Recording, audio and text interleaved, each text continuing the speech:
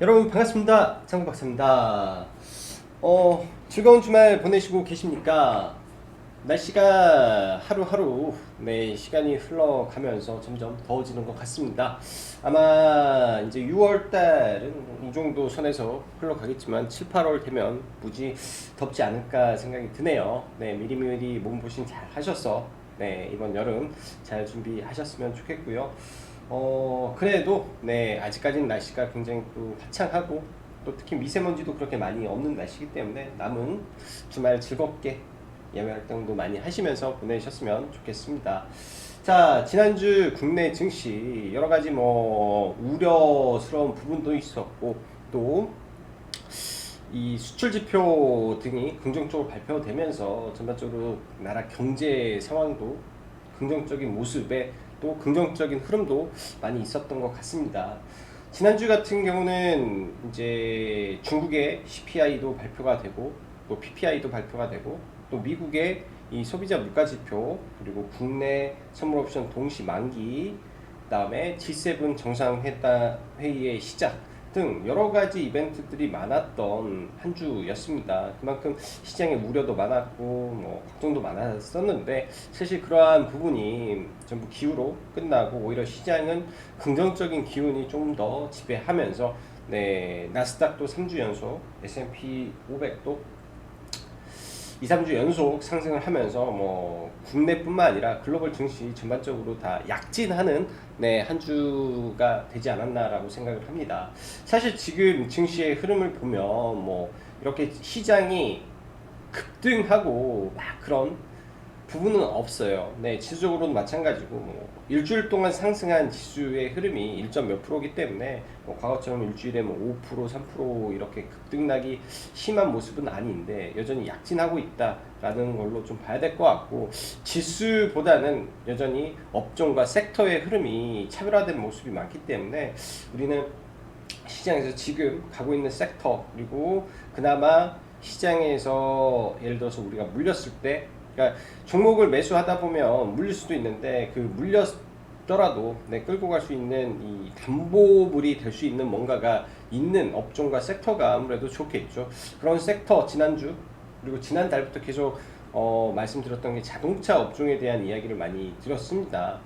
6월 10일 오전에도 또 국내 수출 지표가 발표가 됐죠. 이 아랫부분에다 일단 작성을 해놨는데 수출 지표가 발표를 했는데 자동차 섹터는 일단 6월 10일까지 130%의 수출 증가가 있었고 반도체 약진 정도, 석유화학 여전히 수출 잘 해내고 있는 모습이기 때문에 국내 이제 주 수출 업체 그러니까 반도체, 자동차, 석유화학이면 이 안에 이제 석유화학 제품도 있을 거고 화학 제품도 있을 거고 2차 전지도 있겠죠. 그래서 2차 전지도 전반적으로 수출이 양호했다 라고 보여집니다. 수출 통계를 조금 더 디테일하게 보면 좋겠으나 시간이 좀 부족한 관계로 가장 좋았던 거는 동박이에요. 동박의 수출이 데이터상으로는 가장 좋았고 양극재는 가격이 엄청나게 떨어지고 있다. 이 정도만 아시면 좋을 것 같습니다. 양극재 수출 단가가 굉장히 가파르게 떨어지고 있는 가운데 음극재의 단가는 올라가고 있고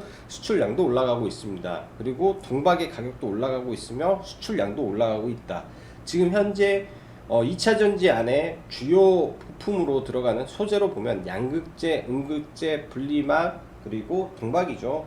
양극재가 수출량은 소폭 줄었고 가격은 대폭 떨어졌기 때문에 양극재를 하는 기업들 고평가 우려가 만들어질 수도 있는 거고요. 음극재는 오히려 수출도 늘고 가격도 올라가고 있기 때문에 음극재 좀 잘 봤으면 좋겠고 분리박은 그저 그런 큰 변동성 없는 모습으로 가고 있다 정도로 보시면 좋을 것 같네요.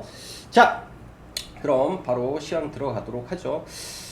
금요일 미 증시 보면 다우는 전강 후 약의 모습, 나스닥과 S&P 500은 S&P 500은 시가부터 보합 수준, 나스닥은 전약 후 강의 흐름인데 애플이나 이런 나스닥 기술주 시총 상위가 일단 버텨주는 모습 속에서 반도체 필라델피아 반도체 지수가 올라가면서 나스닥이 좀 상승했고 이 상승폭을 좀 갉아먹은 거는 지난주 급등했던 바이오 섹터가 좀 차익 매물이 나왔다 정도로 봐야 될 것 같습니다.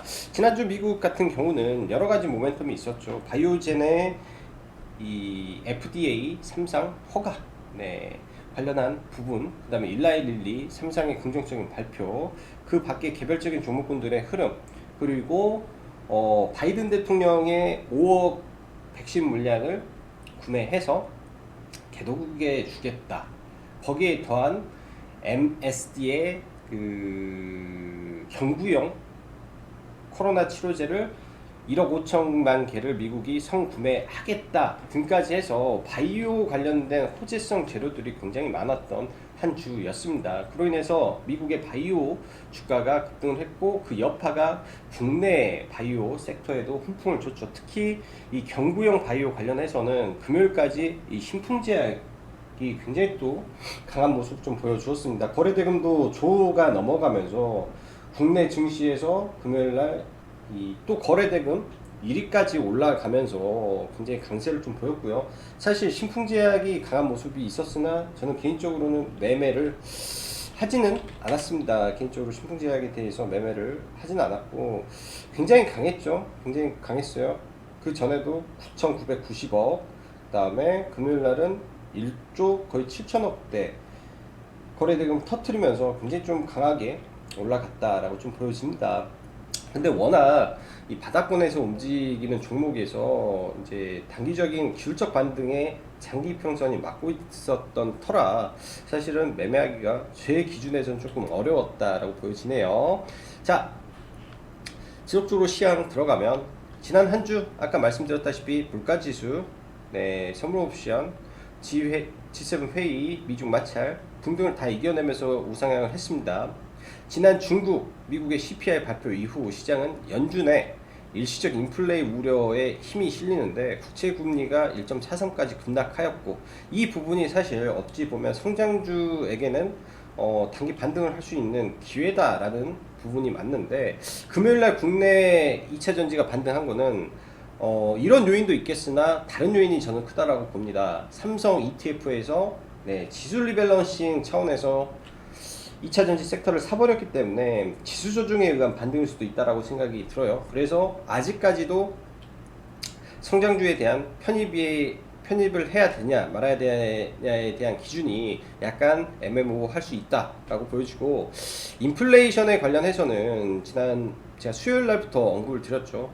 이번에 인플레이션 관련해서 미국의 이 금리가, 그러니까 채권 금리가 급락한 부분은 시장에서 연준이 말하는 걸 인정했다라는 겁니다. 인플레이션 우려는 단기에 그칠 것이다. 인플레이션의 가장 큰 기여를 한 거는 중고차 가격인데, 중고차 가격이 이번에도 올랐죠. 그러나 반도체 쇼티지가, 차량용 반도체 쇼티지가 풀리면 여러분들도 아시겠지만 중고차 가격이 어떻게 신차를 넘어갈 수 있습니까? 차량 신차의 공급이 원활한 상황 속에서는 절대 그런 일이 발생할 수가 없죠. 자, 그렇게 된다면은 인플레이션, 즉 차량 중고차 가격으로 인한 인플레이션은 아주 빠른 속도로 잠잠해질 수 있다라는 게 일단은 가능성이 굉장히 높고요. 자, 우리가 다음에 봐야 될 것은 중국의 생산자 물가 지표가 될 건데, 왜 이게 중요하냐? 중국은 전 세계에 중간재를 공급하는 나라죠. 근데 이 원자재 가격의 급등에 따라서 지난달에 9% 가까이 생산자 물가 지표가 올라갔습니다. 생산자 물가 지표와 소비자 물가 지표가 다른 부분은, 생산자 물가 지표는 말 그대로 공장도 가격의 상승을 의미하기 때문에 공장도 가격의 상승은 곧 소비자 물가 지표를 건들 수 있는 부분이고, 모든 제품의 중간재 가격이 올라가기 때문에 동반 상승이 돼버리는 경우가 많죠. 그래서 이런 부분이 지속적으로 올라가게 된다면 여기서 생기는 인플레이션은 진짜 인플레이션이 맞을 수도 있다라고 저는 보여집니다. 그래서 이 부분은 좀 체크를 해 봐야 될 것 같고요. 자, 2월 보면은 국채 금리의 급등과 원자재의 급등이 사실 성장주에서 가치주로, 경기 민감주로 매수세가 이어졌다면, 일단 반도체 쇼티지가 아니라 이어졌다면 지금은 다시 국채 금리의 급락 시기인데, 아직 제 기준에서는 명확한 방향성은 나오지 않았다라고 보여집니다. 단 그때와 좀 다른 점은 인터넷 업종 안에서 굉장히 차별화된 상승이라는 점에서 다시 지켜봐야 되지 않을까 생각이 들어요. 저희도 금요일날 네이버를 공략을 해서 좀 약수익으로만 그냥 나왔는데 일단 포지션을 다시 잡아보고 싶다라는 생각이 듭니다. 최근 보험업 인가를 또 받은 카카오가 거의 신고가로 올라갔고 현재 시가총액 3위와 4위를 인터넷 업종이 차지하면서 시장에서 굉장히 또 강한 모습을 보여주는데 말 그대로 삼성전자, SK하이닉스를 빼면 지금 인터넷 업종의 시총이 모든 업종을 다 앞질렀다라고 봐야죠. 그만큼 이 자체적인 플랫폼의 힘으로 지금 올라오고 있는 모습이 그리고 수급적인 이 뒷받침이 굉장히 강한 것 같습니다. 네, 일단은 시장의 성장주의 주도주는 인터넷 업종으로 인정을 해야 될 것 같고요. 이런 점이 다음 주까지 이어지는지 좀 체크하면서 시장 보면 좋겠다라고 보여집니다. 2분기 사실상 하락한 섹터는 전기전자 업종이 거의 제가 볼 때 유일하지 않나 라고 좀 보여주고 2차전지도 이번에 반등을 해서 그렇지 금요일날 반등 안 했으면 철저하게 소외됐다. 그리고 철강도 포스코나 현대제철, 동국장을 보면 고점 대비해서 거의 20% 이상 다 빠졌습니다. 자, 이렇게 보면 그렇죠. 성장주와 가치주가 다 빠져서 다 가격적인 지금 부담이 좀 많이 내려온 상태라고 봐요. 그럼 아직까지 누가 치고 나갈지는 좀 더 지켜보는 걸로 해야 된다라고 보여주고 명확하지 않다라는 게 제 생각입니다. 주도주의 변화에 초점을 맞춰야 되지 않나 생각이 들어요. 사실 5월달에서 6월달에 넘어오는 시장의 주도주는 여러분들도 아시다시피 HMM, 해운각, 두산중공업의 원전이었습니다. 그리고 한화 에어로스페이스라든지 이런 이 항공우주 그 밖에 보복 소비와 그 다음에 이 트래블 버블에 입각한 여행, 항공, 숙박 이런 이 코로나 피해 업종이 시장의 주도주였고 지금 현재 시가총액 상위를 차지하는 이 종목군들은 시장에서 일단은 소외가 됐었죠. 다시 한번 이런 업종으로 불이 지펴지는지 우리가 이번 주는 체크를 해봐야 될 것 같습니다. 자, 6월 10일까지 수출 관련해서 자동차 탑이고 반도체 서울 화학인데 일단 이런 기조로 또 곱하기 3을 했을 때 여전히 6월달 최고도 무조건 자동차가 될 수밖에 없네요. 반도체 쇼티지라는 이슈에도 불구하고 굉장히 강하다라는 거는 앞으로 쇼티지가 풀리면 더 잘 나가겠다라는 시장 기대감이 앞으로 자동차를 성장주로 이끌고 있지 않나 라고 생각이 들고 이스타항공의 본입찰 6월 14일부터 시작이 돼서 최종은 21일날 이제 윤곽이 나올 거라고 합니다. 일단 14일날 단기 재료 소멸로 봐야 되고 14일날 단기 재료 소멸 이후에 좀 급락을 한다면 그 다음에 이제 뭐 저점에서 좀 노려보는 게 어떨까라고 생각이 들고 금요일날 시장에 좀 이변이 있었죠. 개인적으로는 참 좋은 현상이지 않나라는 생각을 합니다. 이준석 지금 현재 국민의힘 당대표로 선출된 이준석 당대표의 열심히 선출 이후에 이 관련주들의 급등락이 굉장히 심했죠. 목요일날 영상에서 이제 박용진 관련주라고 한번 언급을 드렸었는데 사실 이 종목군들 고민은 했었습니다. 근데 차마 매매를 못 해가지고 좀 아쉬움이 있는데 박용진 관련해서 시장의 수급이 다음 주에 강하게 움직일지 한번 체크를 해봐야 될 것 같아요. 그러니까 박용진, 이준석 당대표 당선 축하, 이제 박용진 돌풍이다라는 기사도 좀 나오고요. 일단 나이가 뭐 30대, 40대는 아닌데 50대죠. 정확히 50살인데 일단 더불어민주당 측에서는 가장 나이가 어린 대선 주자이기 때문에 그리고 본격적으로 이재명을 막 치고 좀 부각을 시키고 있는 부분이 얼마나 흥행무리를 할지 조금 지켜봐야 되지 않나 라고 생각이 듭니다. 그래서 이런 점은 좀 체크를 해봐야 될 것 같고요.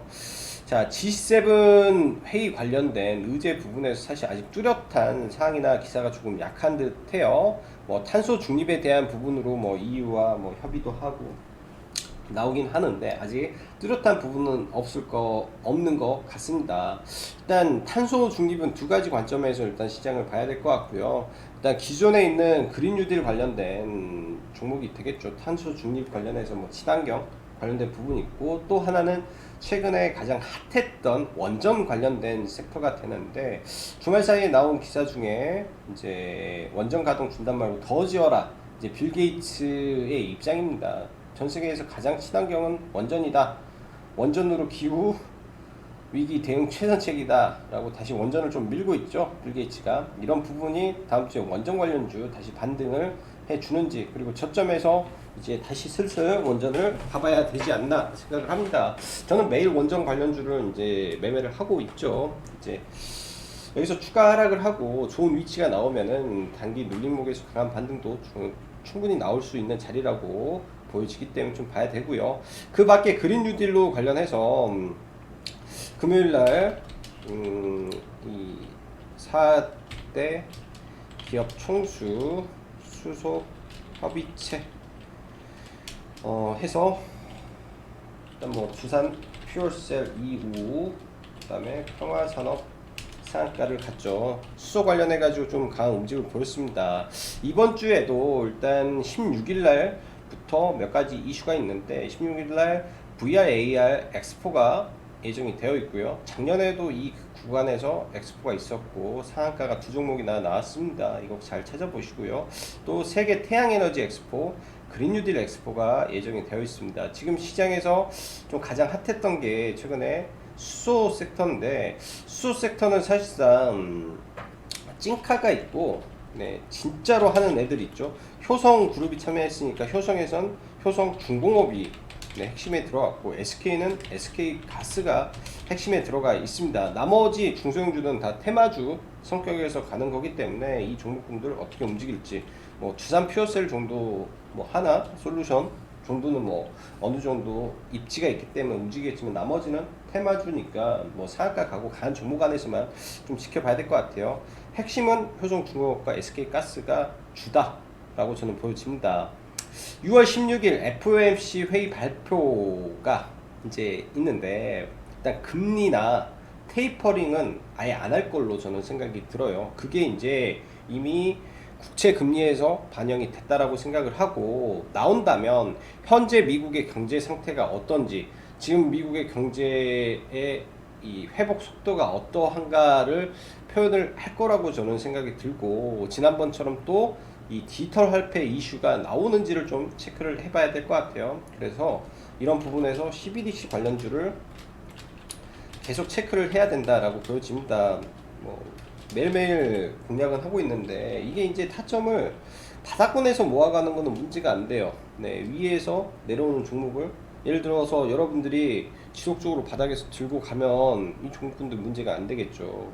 근데 위아래 파동 가운데서 들어가니까 네, 물리고 손실보고 하지 않나 라고 생각을 합니다. 정확한 눌림 자리에서 대장만 좀 보시는 게 저는 좋을 것 같습니다. 누리플렉스 뭐 9,000원대 뭐 괜찮겠고, 그 다음에 최근에 삼성 SDS죠. 이렇게 봐야죠. 누리플렉스는 네이버, 그 다음에 삼성 SDS.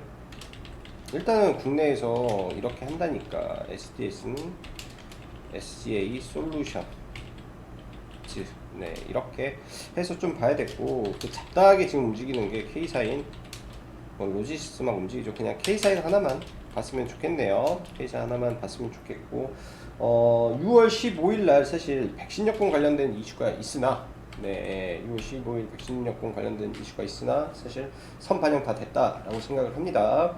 자, 지속적으로 말씀드리는데, 화장품 및 중국 소비주 시진핑 방한까지 저는 염두에 둘 필요가 있다라고 생각을 해요. 종목은 중요하지 않습니다. 뭐가 핵심인지가 저는 더 중요한 것 같아요. 종목이야 매일매일 단타 치는 거는 일도 아니라고 봐져요. 끌고 갈 수 있는 섹터가 뭔가, 네, 화장품, 중국 소비주는 끌고 갈 수 있는 섹터다. 그리고 우주항공 섹터는 조금 밀리면 좀 지켜봐야 될 것 같고, 박용준 관련해서 한창제지, IT센 이건 이따 차트로 한번 봐보고요. 그 다음에 원전 슬슬 반등, 대하TI 이거 체크해야 된다 등등을 좀 봐야 될 것 같습니다.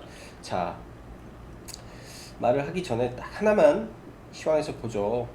자, 현재 코스피를 잠깐 이거를 좀 체크를 해야 되는데, 이번 달까지 8개월 연속 상승 중에 있습니다. 코스피가 제가 1980년도부터 지금까지 차트를 싹 돌려봤는데, 2017년도에 이 삼성전자의 액면 분할 직전 박스권 돌파를 만드는 그 시점에서 국내 지수가 8개월 연속 상승을 하게 됩니다. 이거는 당군 이래 최초고요. 근데 이번 달에 이미 8개월 연속 상승이 나오고 있죠. 이번 달 이미 반은 갔습니다. 이번 달까지 상승을 마무리하면 9개월 연속 상승이 나와요. 그래서 코스피의 이 흐름이 어마어마한 지금 흐름이 나오고 있다라고 봐야 될 것 같고, 이제 두 가지죠. 그러니까 이때 이 박스권을 돌파하고 이 추세를 만드는 구간에서 월봉으로 보면 이때도 이런 추세, 이때도 이 상승 추세를 만들고 올라갔죠. 그러면은 이 가파른 추세가 어디까지 갈 것인지 일단 좀 지켜봐야 될 것 같아요. 이러한 추세를 돌파하고 지금 새로운 추세를 만들었고, 여기도 그러니까 이런 식의 추세를 만들고 올라간 거예요. 그러니까 보면은 그냥 단순하게 추세로 보면 새로운 추세를 만들 때 한 번, 두 번, 세 번, 네 번, 다섯 번 정도의 이 저항을 뚫고 새로운 추세를 만들었다. 이 추세를 만들면은 대칭 수열이 분명히 나타나더라. 그래서 이때도 이 추세를 만들었기 때문에 대칭 수열이 나오는데, 이만한 대칭 수열은 어마어마하게 큰 부분이거든요. 근데 사실 중심봉, 이 추세의 중심봉만큼 더 올라가면 이 파동의 끝자락이 다가오지 않나라고 생각이 들어요. 일단은 국내 증시가 코스피가 1, 2, 3, 4, 5, 6, 7, 8개월 연속 상승이라는 거. 근데 8개월 동안 연속 상승하면서 6개월 동안의 고점을 아직 넘기지 못했다라는 거. 이번 달에 넘기고 다음 달에 고점 만들고 밀릴 수도 있다라는 점까지 보면서 지금의 상승이 역사적으로 굉장히 긴 상승인데, 항상 보면 그렇게 긴 상승 이후에는 항상 조정이 따를 수밖에 없습니다. 그래서 지금 뭐 이 비중을 어마어마하게 싣고 간다라는 거는 사실은 약간 부담이 돼요. 시장에서 약간 부담이 되는데, 그래서 적절한 비중이 항상 필요하지 않나라고 생각을 합니다. 저도 계좌에서 일부는 아예 비워놓고 또 때를 좀 기다려 보고 싶어요. 그 때라는 게 예를 들면은 이번에 두산중공업이나 뭐 우주항공 테마가 갑자기 불었을 때, 새로운 테마잖아요. 시장에서 새로운 돈이 들어오고 새로운 변화의 조짐이 있을 때 그런 돈을 그때 투입하는 겁니다. 근데 아직은 새로운 테마가 없기 때문에, 그래서 방향성을 보자라는 것도 아직 성장주인지, 응? 이게 성장주인지 아니면 가치주인지 아직은 나오지 않았다라는 겁니다. 아직은 나오지 않았기 때문에 그런 부분에서 비중을 조절하고 있는 거고, 그렇기 때문에 내가 잘하는 매매만 계속 진행을 하고 있는 거예요. 자, 시장 보도록 하죠. 자, 카카오가 완전히 신고가를 지금 돌파를 했습니다. 역사적인 신고가를 만들고, 사실 금요일날 저희도 카카오랑 네이버를 제가 공략을 하려고 봤고요. 자, 이런 의미 있는 구간들 있죠. 대형주 매매를 할 때 이 신고가를 돌파하는 가장 강력한 매물이 있는 구간을 돌파하고 이 구간에서 눌림을 받고 올라갔습니다. 대형주에서 하루에 단타로 3% 먹는 거 여러분 엄청 쉬운 거 아닙니다. 그 정확한 타점을 알아야 되고요. 저희는 일단 네이버를 이제 공략을 했는데 네이버의 저점을 잡았죠. 저희가 여기서 들어왔으니까 자꾸 일단은 생각보다 반등이 약해서 네이버는 다 일단 매도를 했습니다. 네이버도 지금 방향을 돌리고 있는 과정이라고 저는 생각이 들어요. 이 구간이 깨지지 않는다면, 36만 5천 원이 깨지지 않는다면 이 선에서 네이버도 카카오와 비슷한 신고가 영역에 들어갈 확률이 높다라고 생각을 합니다. 이 업종이 시장을 주도한다면요. 그래서 지금 시장에서 대형주는 네이버, 카카오가 가장 세고, 지금 당장 삼성전자라든지 저는 매매를 안 할 것 같아요. 삼성전자, SK 하이닉스도 마찬가지고요. 아직은 확인되지 않았잖아요. 아직은 이평선을 돌리지 않았고, 거기에 LG화학이라든지 금요일날 급등을 했으나, 특히 SK IT가 저도 깜짝 놀랐습니다. 동시호가 6.5%를 날려버렸기 때문에 6.78%. 이게 이제 내부적으로 보면 이 기반, 특히 삼성 이 2차전지 ETF 그리고 KRX ETF에서 네, 2차 전지를 당긴 겁니다. 네, 그 자금이 들어와서 올라간 거기 때문에 이 수급적 논리에서의 이 변동성이지 뭔가가 확 좋아져서 올라간 게 저는 아니라고 보여져요. 그래서 이 수급 전부 다 뺄 수도 있어서 그런 점을 확인을 해봐야 될 것 같고, SK 이노베이션도 마찬가지고요. 삼성 SDI도 아직까지는 확인이 더 필요한 것 같습니다. 반대로 현대차, 기아차, 기아, 제가 보기에는 아직도 네, 무거워서 좀 못 가지, 여전히 추세가 굉장히 다른 섹터보다는 굉장히 좋아요. 현대위아 계속 치고 가고 있고, 그 다음에 뭐 자동차 부품 해서 화신이나 워낙 많이 올랐기 때문에 조정이라고 봐야겠죠. 워낙 강하게 올라왔기 때문에 성우 하이텍 강하게 올라와서 그렇지만, 이런 종목군들이 다시 내려온다면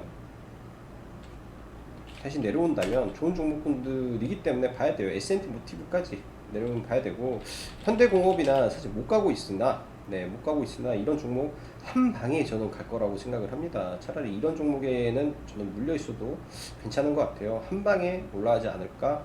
그러니까 알루코라는 종목도 마찬가지예요. 이런 잡스러운 안에 결국은 이 자리를 돌파하기 위해서 여러 번의 시도가 있잖아요. 현대공업도 저는 마찬가지라고 봅니다. 이런 구간들을 나중엔 다 뚫을 자리라고 생각을 해요. 그만큼 얘네도 실적 개선이 많거든요.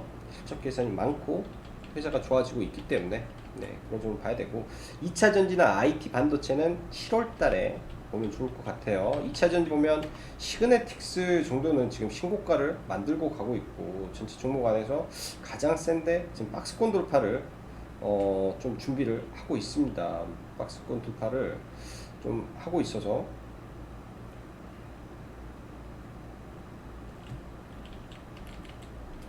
봐야 되고, 그 다음에 하나 마이크론 정도 같이 보면 좋지 않나라고 생각을 해요. 그래서 IT 반도체는 완전 급등으로 가고 있는 거는 시그네틱스, 그 다음에 이 모멘텀을 가지고 있는 거는 하나 마이크론으로 좀 보면 좋겠다라고 보여집니다.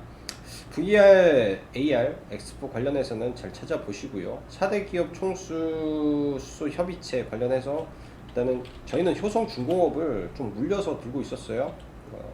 솔직히 이제 말하는 거죠. 좀 물려서 들고 있어서 이런 구간에서 저희가 추매까지 좀 언급을 했었는데, 추매하고서도 한참 빠졌어요. 추매하고서도 10% 가까이 빠져서 굉장히 고통받았습니다. 근데 같은 이제 수소 안에서도 얘는 무조건 홀딩 관점이에요. 무조건 홀딩 관점이고, 저희도 아직도 물량 좀 남아서 가져가고 있습니다. 중견기업이 대기업과 함께 어깨를 나란히 할 수 있는 거고, 수소 현재로는 국내 생산 1위라고 저는 자신있게 말할 수 있기 때문에, 조금 더 가면은 한 9만원대까지 네, 목표 주가 설정 범위로 올려가지고 봐야 되고, 다시 밀리는 구간을 한번 체크를 다시 해보려고 생각을 해요. 물량이 한 75% 가까이는 일단 이 윗구간에서 전부 매도를 좀 쳐서, 저희가 매수 가격이 높기 때문에 매도를 쳤고, 눌리면 좀 다시 지켜보려고 합니다. 금요일날 평화산업하고 일단 상한가를 들어갔는데, 거래대금이 조금 저는 부족한 것 같아요. 상한가인데 200억짜리 거래대금이라 이거를 어떻게, 거래대금 많다라고 좀 보기가 좀 그래서 좀 그런데, 일단 바닥권에서 상한가를 들어갔고 8월 6월 16일, 그러니까 앞으로 수요일이죠. 한 3일 정도 조정 받으면 네, 이 종목이 한 중심가까지 떨어진다면 한번 봐보면 좋겠다. 그 밖에 수소는 별로 관심이 없네요. 가장 대장 안에서만 움직여야 되고, SK그룹주 안에서는 SK가스가 수소의 힘으로 계속 올라왔어요. 사실 수소 관련된 이슈가 나온 지가 일주일이 넘었었습니다. 그게 갑자기 반영이 강하게 된 거죠. 그래서 SK가스는 이런 갭 하단을 노려보는 방법, 최근에 SK그룹주가 좋았기 때문에 그런 하단 쪽을 좀 보는 게 좋겠고요. 중국 소비주 잘 지켜보시고, 우주항공 7월 5일이죠. 또 그 블루오리진의 경매가 낙찰이 됐더라고요. 2,800만 달러 한 장의 티켓, 굉장합니다. 눌리는 거 좀 지켜봐야 될 것 같고, 한화 시스템 하나 솔루션, 하나 에어로 스페이스죠. 하나 에어로 스페이스 하단에서 밀리는 거 좀 지켜봐야 될 것 같아요. 자, 이준석 관련해서 한솔 제지가 일단 잠깐만, 한솔 제지가 아니라 한창 제지 대장이란 말씀 드렸는데 금요일날 차마 매매를 못해서 좀 아쉬움이 많네요. 차마 매매를 못 들어가서 이 구간이 저희는 좋은 자리라고 제가 회원님들한테도 말씀도 드리고 그랬는데 이거는 좀 개인적으로는 아쉬움이 있습니다. 좀 시나리오를 잘 썼으면 좀 충분히 해볼 수 있었던 것 같고요. 월요일 날 새로운 정치 테마에 바람이 불 수도 있지 않나 라고 생각을 해봐야 될 것 같아요. 그러니까 이게 갭을 들고 바로 올라갈 수도 있겠지만 이 구간에서 얼마나 여기 매물이 많습니까? 얼마나 매물이 많아요. 그럼 이 윗꼬리 구간까지 다시 저는 내려올 수도 있겠다라고 보여집니다. 그래서 다시 내려오는 거